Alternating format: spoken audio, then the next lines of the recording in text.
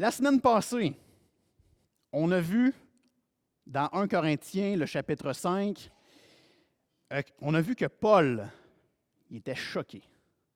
Choqué de voir qu'il y avait un péché dans l'Église, un péché destructeur. Puis, les gens dans l'Église, l'Assemblée, voyaient ce péché-là et personne ne faisait rien. On se rappelle, l'homme couchait avec sa belle-mère. C'est ça qu'on a apporté, une partie qu'on a apportée dimanche passé. Et tout le monde le savait, puis personne n'était attristé. Au lieu d'aider cet homme-là à sortir de son péché, au lieu de vouloir se salir avec lui, de dépenser de l'énergie pour lui, d'aller en prière avec lui, autrement dit, au lieu de faire ce que Jésus aurait fait dans cette situation-là, les croyants dans l'Église de Corinthe étaient complètement insensibles, complètement indifférents, puis ils laissaient faire ça dans leur assemblée. Un peu plus loin dans le même chapitre, Paul il nous rappelle qu'on ne doit pas avoir de relation avec un frère qui se dit enfant de Dieu, qui se dit croyant, mais qui pratique volontairement le péché. Paul est clair, on doit ôter cette personne-là de l'assemblée. Puis pas l'ôter dans un geste de frustration, puis à coup de pied dans le derrière, puis il ne revient plus jamais. Là. C'est l'ôter avec amour. Puis pourquoi qu'on fait ça? C'est parce qu'on espère que ce rejet-là que la personne va vivre va la rapprocher de Dieu, va lui faire prendre conscience qu'elle doit se repentir pour ses péchés et qu'elle doit uniquement dépendre de Dieu. Et évidemment, le fait d'excommunier, un mot, je mettais presque ça sur le silence quand je disais ce mot-là, je trouve que c'est un mot qui fait peur au Québec, mais c'est vraiment le principe d'ôter la personne dans l'Assemblée, ça a un unique but, la restauration du frère en Jésus-Christ. Donc, c'est ce qu'on a vu la semaine passée. On a vu également que Paul mentionne qu'on ne doit pas juger les non-croyants. C'est quoi notre rôle, notre unique rôle envers les non-croyants? C'est de partager l'Évangile. C'est ce que Paul dit. Jugez-les pas. Ils se disent pas croyants, ils n'ont pas le Seigneur en dedans d'eux. Par contre, vous devez leur partager l'Évangile par la parole de Dieu, mais par les actions aussi qu'on peut faire. Alors, ce matin, on aborde le chapitre 6. Vous avez vu mon titre? Est-ce qu'un chrétien peut amener un autre chrétien en cours? Donc, c'est encore très, très, très actuel comme passage. On va lire ensemble les 8 premiers versets et on va essayer de se donner des réponses là, par la suite. Donc, tournez avec moi dans 1 Corinthiens. Tournez moi aussi. Vous allez voir que Paul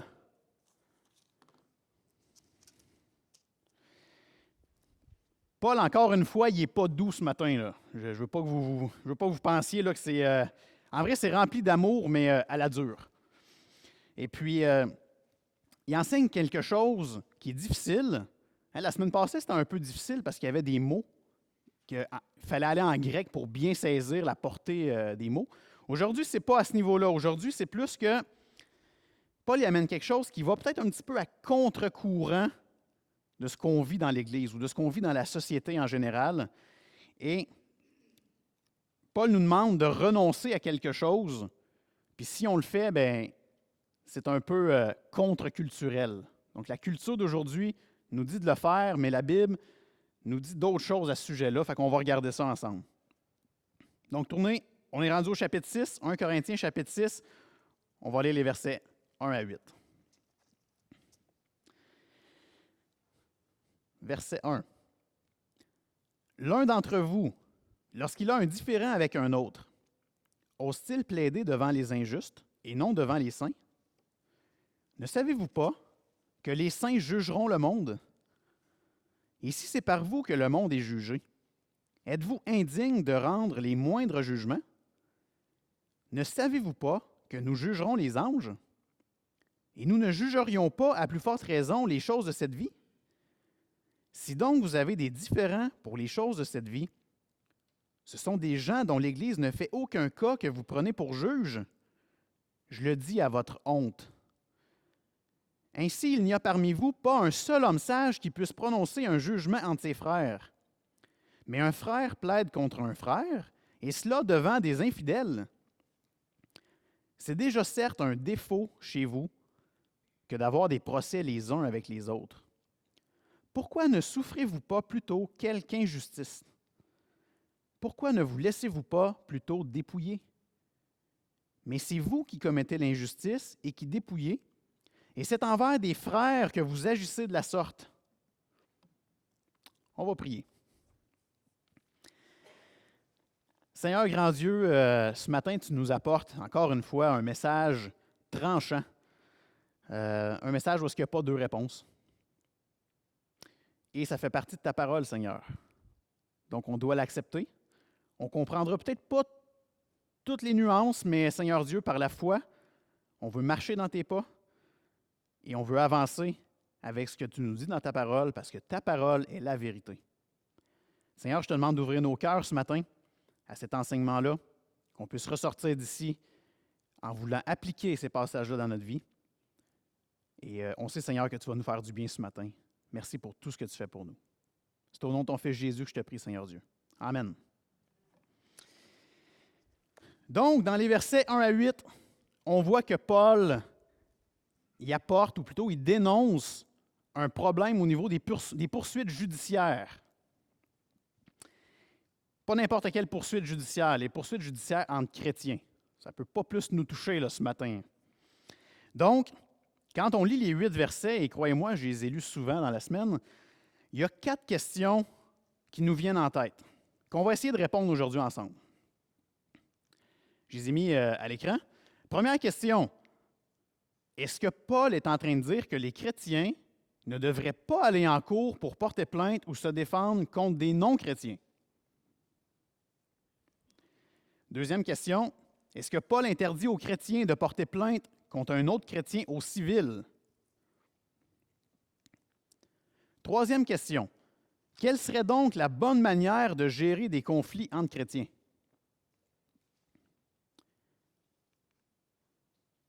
Quatrième question, est-ce que ce passage des Écritures est encore valide pour nous aujourd'hui? Puis je vous ai dit qu'il est encore valide, mais il va falloir apporter certaines nuances, puis on va voir ça ensemble tantôt. Donc, première question.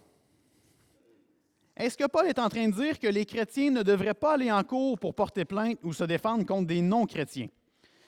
Bien, en lisant ce texte-là, on se rend compte que ce n'est même pas le sujet du texte.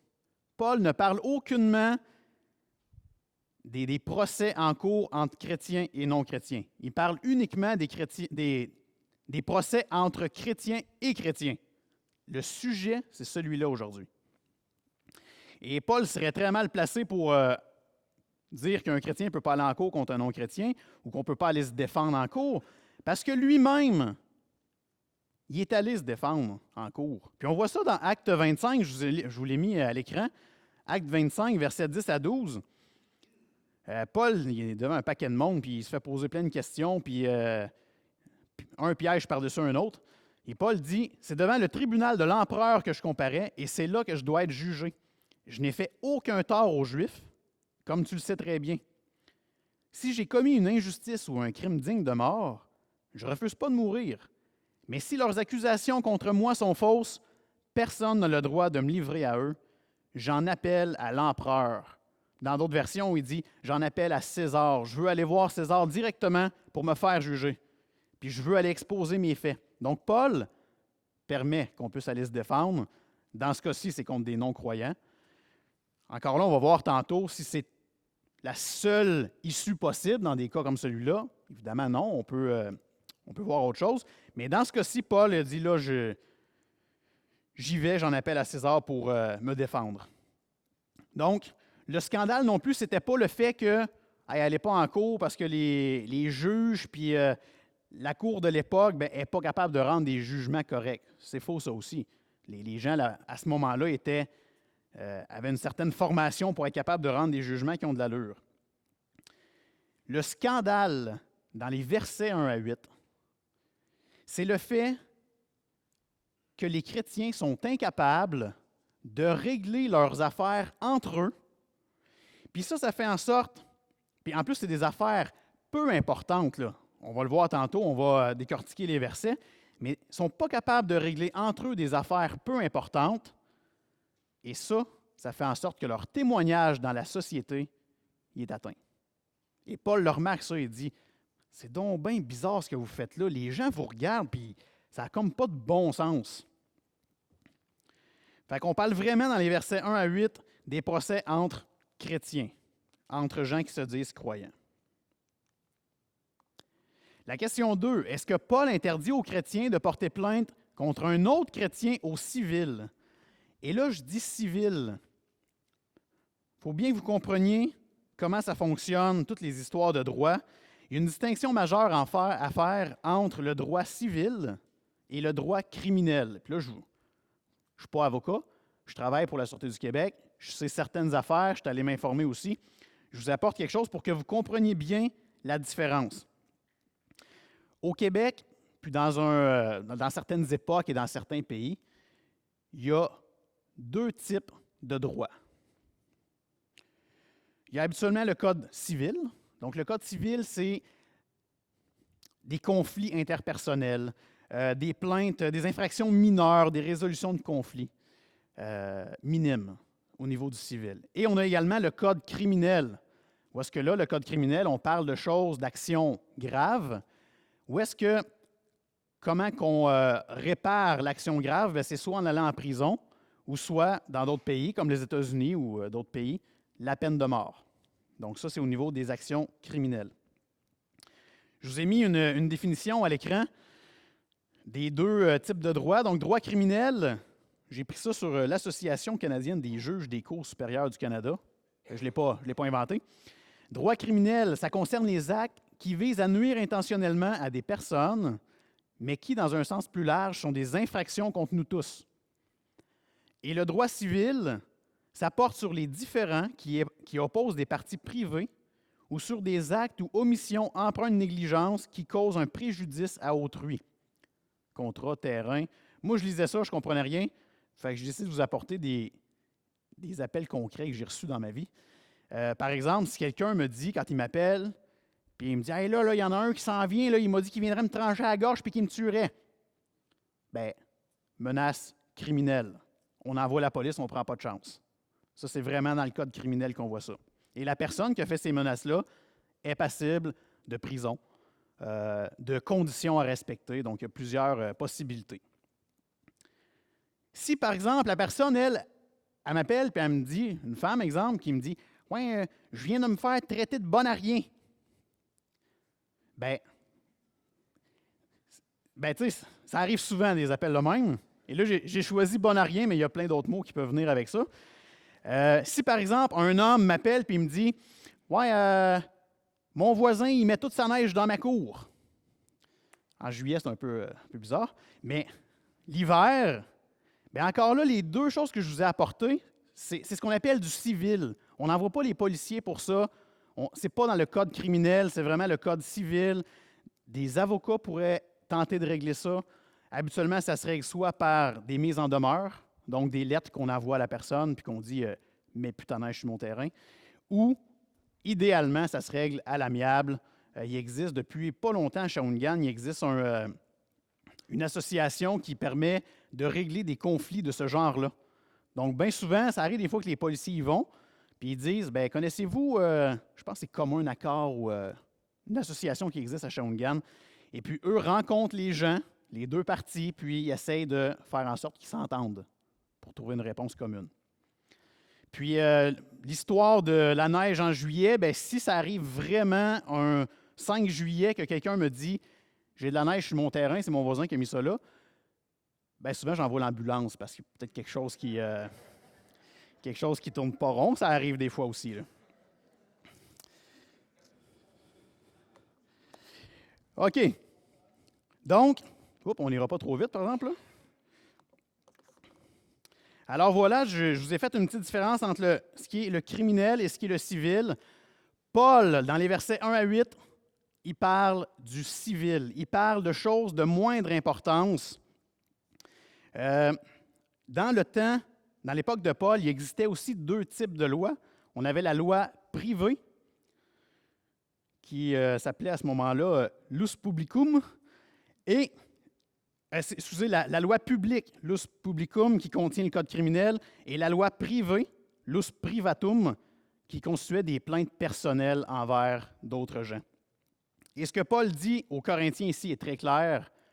Vous ne devez pas amener un frère en cours pour du civil, pour des choses de moindre importance.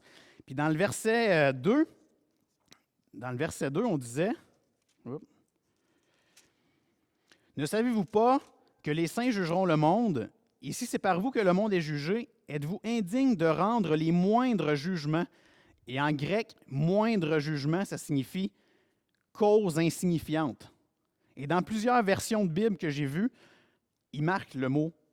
Vous n'êtes pas capable de juger des causes insignifiantes. Il y a même une version qui marque, vous n'êtes pas capable de juger des riens. Ça, c'est beaucoup plus clair. Là. On comprend que c'est des choses de moindre importance. Donc, les Corinthiens, avec leur fameux orgueil spirituel, retenez ce mot-là, l'orgueil, ce thème-là, orgueil spirituel, ça revient du début d'un Corinthien jusqu'à la fin de 2 Corinthiens.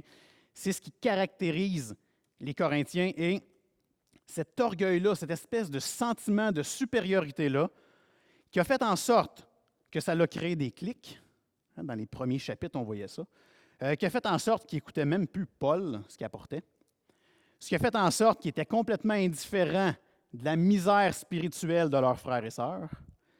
Bien, cet même orgueil-là a amené les Corinthiens à aller à outrance au tribunal pour gérer des choses de la vie, des affaires standards, communes, des riens, comme une version l'apporte. Cet orgueil-là a amené les chrétiens à oublier que Dieu a prévu des mécanismes, a prévu de l'arbitrage possible à l'intérieur même de l'Église. Il a prévu des gens sages, il a prévu la parole de Dieu, il a prévu le Saint-Esprit pour qu'on puisse être capable de régler des choses à l'intérieur de notre Église. Mais les Corinthiens, eux autres, sont orgueilleux, ils veulent pas savoir ça ou ils font semblant de ne pas savoir ça. Puis ça fait en sorte que pour eux, avoir quelqu'un qui gère un peu leur situation à l'interne, bien là, ce n'est pas mon égal qui va gérer ça. Fait que je ne veux rien savoir. C'est un peu ce qui est arrivé. La question 3. Quelle serait donc la bonne manière de gérer des conflits entre chrétiens? Paul est en train de leur dire hey, ça n'a pas de bon sens ce que vous faites là. Vous allez devant un juge non chrétien pour régler vos petites affaires. Hey, on va juger les anges plus tard, on va juger le monde. Comment ça se fait que c'est un juge non-croyant qui gère vos affaires? Ça ne marche pas. Vous êtes dans l'erreur. C'est ça qu'il est en train de dire, Paul. Heureusement, dans les versets 5 à 8, il donne 2 bonnes manières de gérer ce genre de conflit. Mais juste avant d'y voir, Paul est en train de dire qu'il ne faudrait pas aller en cour contre un frère pour des choses au civil. Mais pourtant, peut-être d'entre vous, vous êtes en train de vous dire « Mais c'est bizarre parce que mon droit de citoyen, c'est de pouvoir aller à la cour. J'ai le droit d'y aller. » Comment ça se fait que Paul, finalement la Bible, la parole de Dieu, nous dit d'éviter ça à tout prix, mais que dans les faits, dans la vie de tous les jours, j'ai le droit d'y aller? Donc, c'est effectivement un peu à contre-courant, mais il y a une réponse simple. Pour Dieu, l'Église, c'est une famille. On est une vraie famille. Nous, ici, là, l'Église avec un grand E, mais on peut virer ça à l'Église locale, ici à Shawinigan-Sud. On est une famille. L'Église, ce n'est pas une religion, ce n'est pas un club social. Dieu ne voit pas ça de même du tout, il voit ça comme une famille. Puis si vous ne voyez pas ça comme ça, bien, vous ne voyez pas comment Dieu voit. Tous les commandements que Dieu a prévus pour l'Église, ça fait référence à la famille. Hein, l'épouse de Christ, Christ a aimé son Église. Il y a un paquet d'informations comme ça qu'on voit que ça fait toujours référence à la famille. Puis, dans les faits, là, si on revient avec votre petite famille chez vous, là, dans votre maison, est-ce que vous iriez en cour pour du civil? Attention, hein, on fait la différence entre civil et criminel, mais ici, pour du civil, est-ce que vous iriez en cour contre votre mère ou contre votre frère, votre sœur? Probablement que non. Probablement que vous essaieriez de régler ça en vous parlant. Puis malheureusement, il y a des fois qu'on n'a pas le choix d'aller en cours quand même contre des non-croyants qui font partie de notre famille. Il faut aller régler ça là. Puis probablement que ceux qui l'ont vécu, ça vous attriste. Hein, ça stresse. Vous n'avez pas le goût de vous rendre jusque-là. On peut tout bien se parler pour essayer de régler ça. Mais là, si les autres ne veulent pas qu'on se parle, on est un peu mal pris et on n'a pas le choix d'y aller. Mais ça nous attriste. Donc, c'est le même principe au niveau de l'Église, sauf qu'en plus, le chef de l'Église, le chef de notre famille, c'est Jésus-Christ. On devrait être capable de régler bien les affaires en se parlant, en priant les uns pour les autres. Et surtout, dans ce cas-ci, des choses de moindre importance. Il faut vraiment se parler. Et deux manières que Paul mentionne pour pouvoir régler des situations de conflit entre frères et sœurs. Premièrement, aller chercher un arbitrage dans l'Église auprès d'un homme sage sur lequel les deux parties se sont entendues. Puis ça, il dit, verset 5, « Je dis à votre honte, ainsi il n'y a parmi vous pas un seul homme sage qui puisse prononcer un jugement entre ses frères. » Donc, il est en train de dire, allez vous chercher un homme sage, et pas nécessairement un responsable d'Église. Il y a plein d'hommes sages ici à l'Église. Pas besoin d'être dans le leadership. Il faut simplement que les deux parties, premièrement, qui s'entendent sur la personne, et que deuxièmement, on y va un peu avec l'expérience de la personne. Tu sais, l'homme sage en question, s'il a vécu une situation comme vous la vivez, probablement qu'il va être plus en mesure de vous aider. Donc, on y va vraiment. Il faut que les deux parties s'entendent pour avoir une personne mature dans l'Église. Et la deuxième façon de gérer des conflits entre chrétiens, la plus dure probablement, tout simplement laisser tomber et renoncer à nos droits. Et ça, on voit ça dans le verset 7, quand il dit « Pourquoi ne souffrez-vous pas plutôt quelque injustice? Pourquoi ne vous laissez-vous pas plutôt dépouiller? » En bon français, là, pourquoi tu ne lâches pas le morceau? C'est ça qu'il est en train de dire. Et attention, ce n'est pas dans tous les cas qu'on devrait lâcher le morceau. Ça mérite qu'on pose des questions. Il faut considérer, est-ce que ça vaut la peine dans ce cas-ci qu'on laisse tomber? Si c'est des choses de moindre importance, oui, ça vaut sûrement la peine. D'autres fois, par exemple, on aimerait que notre frère qui a commis un péché ou qui a fait une faute, on voudrait qu'il se fasse reprendre pour pas qu'il cause encore du tort et du mal à d'autres. Donc, dans ce cas-ci, là, il faut y aller avec un arbitrage, avec quelqu'un de mature dans l'Église. Mais laisser tomber et renoncer à nos droits, là, c'est carrément l'Évangile. On revient à ce que Jésus nous enseigne. Jésus il a eu un si grand amour pour nous qu'il ne s'est même pas posé la question sur tout ce qu'il renonçait. Par amour pour nous, là, il a tout laissé tomber. Il est parti comme un agneau à la boucherie sans rien dire.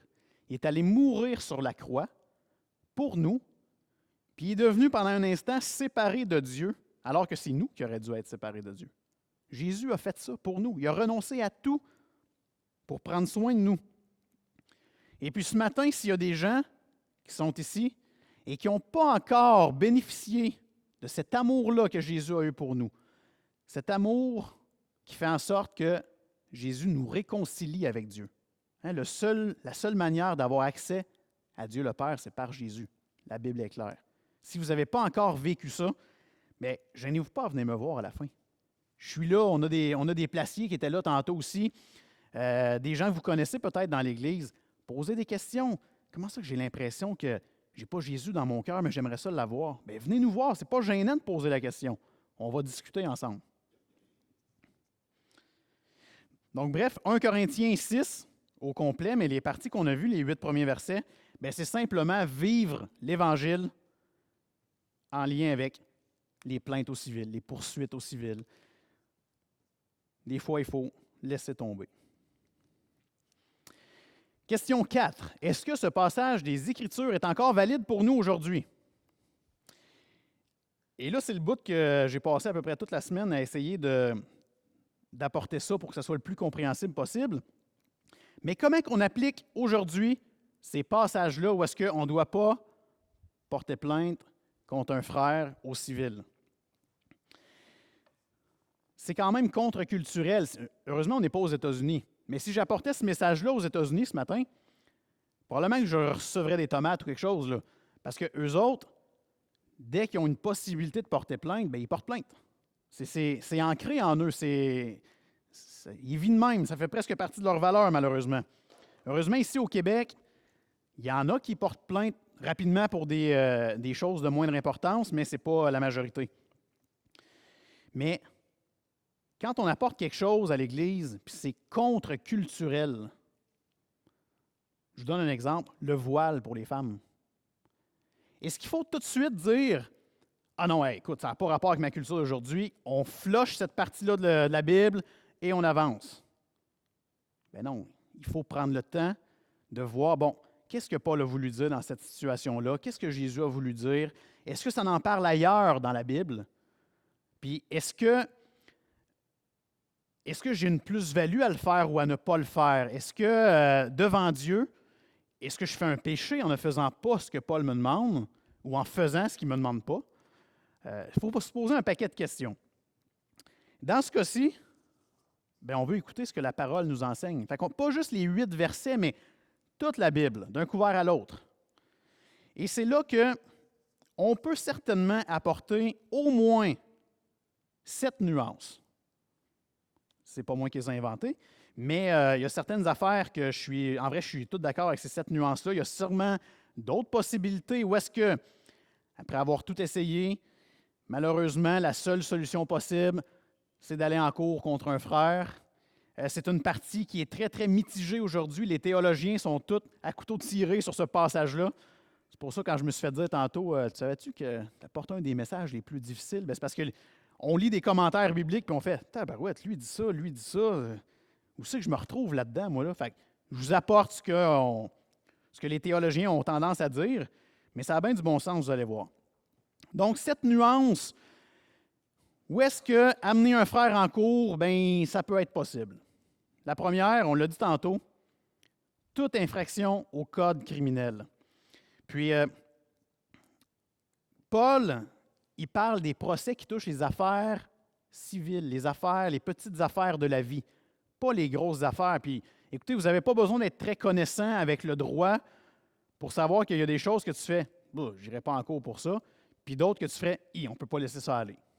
Donc, les infractions au code criminel, bien, ce n'est vraiment pas dans l'esprit du texte qu'on a apporté ce matin. Le texte parlait vraiment des affaires civiles.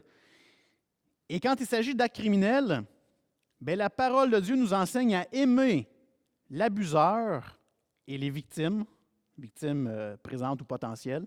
Et la façon de les aimer, c'est de dénoncer l'acte. Il faut le faire. Puis, on voit dans Lévitique, j'ai oublié de vous le noter, là, mais je vais tourner pour vous, je me suis mis des petits marqueurs. Là. Lévitique 19, 17, ça dit « Tu ne haïras point ton frère dans ton cœur. » Très bien.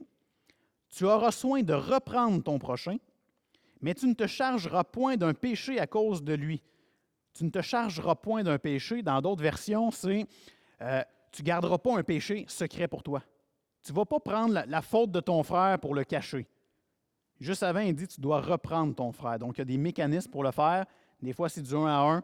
Des fois, il faut se présenter, il faut porter plainte. Dans les cas d'actes criminels, c'est sûr qu'on doit respecter les lois. Hein, on voit ça dans Romains 13. Et ça dit bien que tout ce qui est rapport avec le code criminel, si on n'en parle pas, si on est au courant de quelque chose puis on ne le dit pas, bien, on devient complice. Et là, il faut faire attention à ça, là. Ça peut mal virer pour nous aussi. Et dans Romains 13, 4, on voit qu'il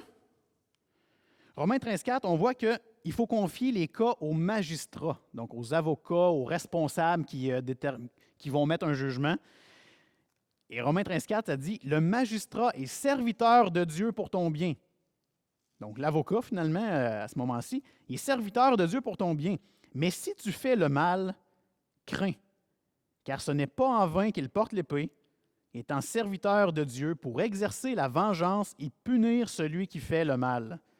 Donc, on avait vraiment, même à l'époque des Romains, des gens qui tranchaient la question, puis des fois, ils tranchaient avec l'épée aussi, dépendamment des circonstances. Et également, avec tous les commentaires que j'ai lus cette semaine, aucun théologien s'est servi de 1 Corinthiens 6, le début, pour régler des causes criminelles. Ils disent toutes, cette partie-là sert pour régler des causes au civil, des causes de moindre importance. La deuxième nuance possible, ben, c'est dans le cas d'un accident d'auto où est-ce que deux chrétiens se sont rentrés dedans finalement. Bon, on est allé chercher ça loin, mais ça pourrait arriver.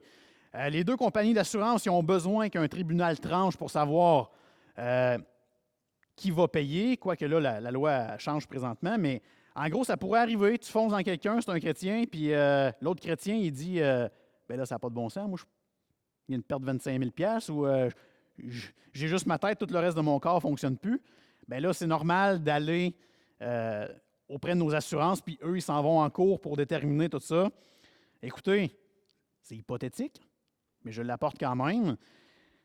On voit vraiment que dans ce cas-ci, c'est plus un cas administratif. C'est pas parce qu'on veut faire une vengeance, puis hey, Jacques m'a rentré dedans, ah ben lui, tabarouette, je l'amène en cours pour qu'il paye. Non, c'est pas ça. Là. C'est vraiment plus dans le terme que n'a pas le choix là, de départager c'est qui va payer sur cette situation-là. Troisième cas, dans le cas d'une faillite d'un chrétien, où un des créanciers serait aussi un chrétien. Donc, je fais faillite, puis je dois de l'argent à Reynald. 100 000, je pense que tu m'as prêté dernièrement. Fait que, donc, mais dans ce cas-ci, ça serait encore une fois normal, mais Reynald, il ne ferait pas, hey, encore une fois, lui, il va payer, il me doit 100 000 puis je vais l'amener en cours. Encore là, c'est pas ça. S'il fait ça, il y a un problème au niveau de ce que Paul apporte. Dans ce contexte-ci, c'est encore une fois administratif. Il faut passer en cours pour enregistrer les créances. On voit ça plus au niveau commercial. Mais c'est juste une procédure normale au Québec. Et il n'y a aucun sentiment de frustration ou de vengeance et qu'on n'a pas le choix d'y aller. Donc, ça devient une nuance possible. La quatrième nuance, pour enregistrer un divorce, car il ne faut pas oublier, ce n'est pas ce que Dieu veut, mais Jésus permet le divorce dans deux cas possibles, dans le cas d'infidélité ou dans un cas d'abandon du couple de la part d'un conjoint inconverti. Donc, dans ces circonstances-là, bien, vu que ça fait partie des deux conditions que Jésus permet, bien, c'est juste normal d'aller en cours pour enregistrer le divorce. Donc, ce serait une possibilité. Cinquième nuance, la défense en cours contre un chrétien qui est poursuivi par un autre. Donc, je reprends encore Rénal, je sais que tu es capable d'en prendre, mais Rénal, il dit « Ah ben tabarouette, lui patte en avant, là, c'est clair que je l'amène en cours. » Mais là, moi, je fais comme il faut que j'aille me défendre. Fait que j'ai pas le choix d'y aller en cours dans ce cas-là. Fait qu'on parle d'une défense.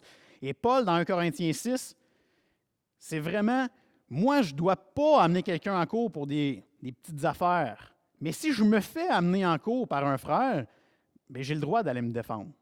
Paul, il s'est défendu contre des non-croyants, mais moi, j'aurais le droit de me défendre. Je ne suis pas pour pas me présenter alors qu'on me demande des comptes.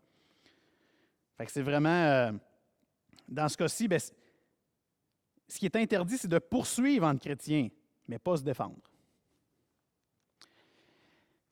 La sixième nuance, dans le cas d'un chrétien qui veut poursuivre un non-chrétien. Donc, encore une fois, dans l'esprit du texte d'1 Corinthiens 6, les versets 1 à 8, il n'est aucunement question des non-croyants là-dedans. C'est vraiment juste entre frères. On évite ça. Mais des fois, il y a des cas où est-ce qu'on n'aura pas le choix d'amener un non-chrétien en cours. Puis, avant de le faire, je ne vous dis pas qu'il faut sauter tout de suite aux conclusions. Ah, Patrick, un matin, il a dit que c'était une nuance possible, donc je ne me ferai pas taper ses doigts, je peux y aller. On a quand même l'Esprit Saint en dedans de nous, puis on est capable de réfléchir, de prier, puis demander au Seigneur, qu'est-ce que tu ferais, toi, Seigneur Jésus? C'est quoi tu ferais dans cette circonstance-là? Est-ce que ça vaut la peine que je l'amène en cours où on peut régler des choses ensemble? Tu sais, même s'il est non-croyant, on peut avoir un impact dans sa vie. Donc, il faut réfléchir à ça. On ne saute pas trop vite aux conclusions. Et finalement, la septième, où est-ce qui est la plus controversée, c'est que dans la vie, malheureusement, il y a des exceptions à la règle en tout cas. À part que 1 plus 1 fait 2, tout le reste, là, il peut y avoir des des sujets, des exceptions rares. Dans ma vie personnelle, j'ai jamais eu affaire à des exceptions rares. J'ai jamais eu à porter un jugement sur une situation où est-ce que un chrétien avait une affaire de moindre importance puis voulait amener un autre chrétien en cours. Ça m'est jamais arrivé. Je vais vous dire la vérité, j'espère que ça ne m'arrivera jamais. Quand on tombe dans les exceptions, moi, je deviens frileux. Quand tu tournes la Bible, toutes les pages, tu te dis, Seigneur, est où la réponse? Là? Ça devient difficile à prendre ses responsabilités dans ces cas-là. Mais on tombe dans le domaine des opinions, puis avant d'y aller en disant, encore une fois, oh, ça, ce que nos frères ici vivent, c'est une exception rare. Donc, allez-y en cours, gang. On n'est pas là. Ça prend beaucoup de patience, beaucoup de sagesse, beaucoup de prière. On a des conseillers. Des fois, il y en a qui viennent des États-Unis. On essaie de prendre des informations ici et là pour pouvoir émettre un jugement venant de Dieu. Il faut vraiment, on dit, Seigneur, qu'est-ce que tu ferais dans cette circonstance-là? Et ça prend surtout beaucoup, beaucoup de patience.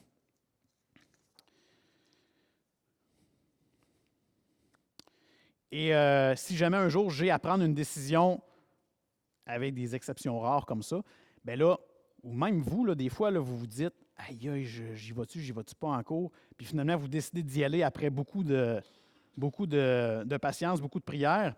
Bien, une fois la décision prise, il faut continuer à prier. Parce que là, la décision est prise, mais Dieu a un plan souverain quand même. Donc, Dieu a un plan parfait. Il va émettre son plan parfait, malgré une décision c'était une zone grise puis on ne savait pas trop. Là. De toute façon, le truc que je remarque depuis longtemps, là, c'est être patient. Des fois, il y a des choses qui se règlent. Tu sais, pas obligé d'émettre une opinion tranchée le jour 1. Là. Des fois, laisser un peu de temps, prier avec les gens, ça permet que ça peut se régler avant même de faire de prendre des responsabilités tough comme ceux-là. Alors voilà, conclusion. Quand on lit ce passage-là, les versets 1 à 8, bien, on voit que Paul y amène les Corinthiens sur le terrain de la réflexion. Avez-vous remarqué le nombre de questions dans les versets 1 à 8? J'ai oublié de les noter, là. Mais la phrase finit presque toujours par un point d'interrogation ou par un point d'exclamation. Mais très souvent par un point d'interrogation. Paul amène les Corinthiens sur le terrain de la réflexion. Et c'est les mêmes questions pour nous aujourd'hui en 2015. Donc, je vous apporte 5 questions qui sont exactement les mêmes que dans ce qu'on vient de lire aujourd'hui.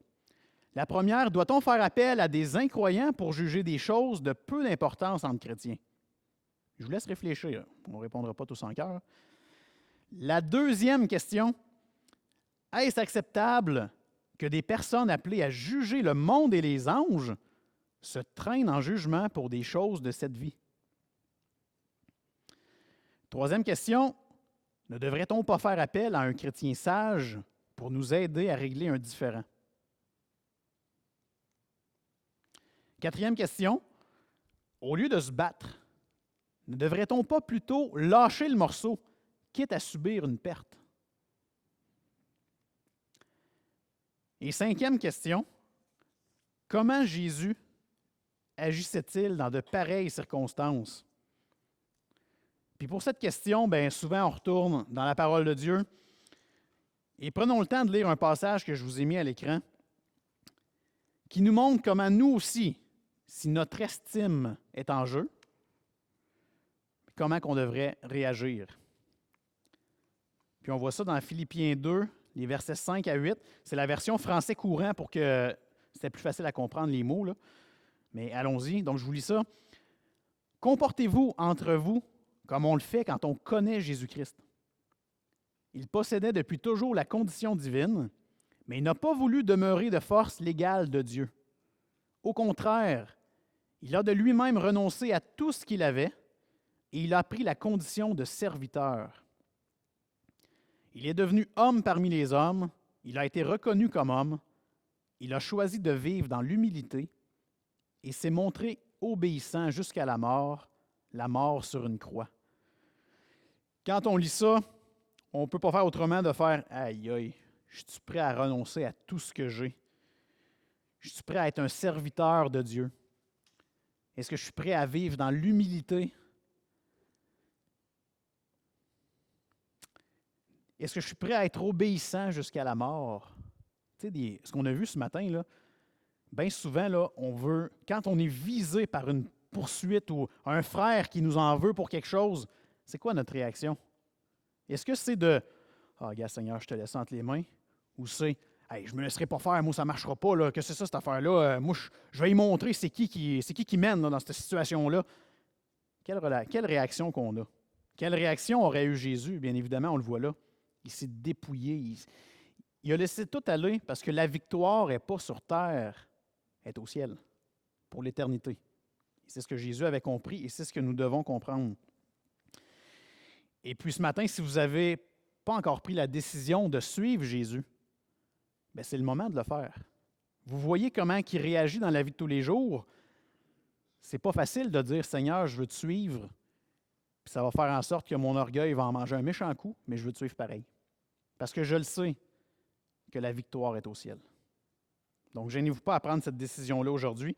Pour ceux qui ont déjà pris la décision de suivre Jésus, ça fait des années que vous suivez Jésus.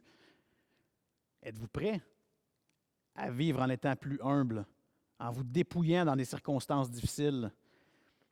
Je vous laisse ça entre les mains. Mais gênez-vous pas pour vous approcher sans cesse de Dieu, en demandant pardon pour vos péchés, puis en reconnaissant qu'il y a juste Jésus qui vous réconcilie avec Dieu.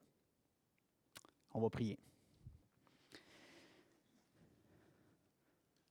Seigneur Dieu, encore une fois ce matin, c'était un passage pas évident, mais en même temps, on veut te suivre, Seigneur. On veut marcher par la foi. Chaque fois que je lis la Bible, pas chaque fois, mais à l'occasion, il y a des endroits où je lis puis je fais « je comprends pas bien ça, pourquoi tu me demandes de faire ça? » Mais c'est pas grave, Seigneur. Je veux marcher par la foi, je veux obéir, je veux pas tout comprendre, je veux juste te suivre. Et je te prie que ça puisse être notre prière pour la semaine, pour tout le monde ici. Fais du bien à ton peuple à Shawinigan-Sud. Prends soin de tous les cœurs ici présents, puis ceux qui n'ont pas pu venir pour différentes raisons. Que ton nom soit sanctifié dans notre vie, Seigneur. Amen.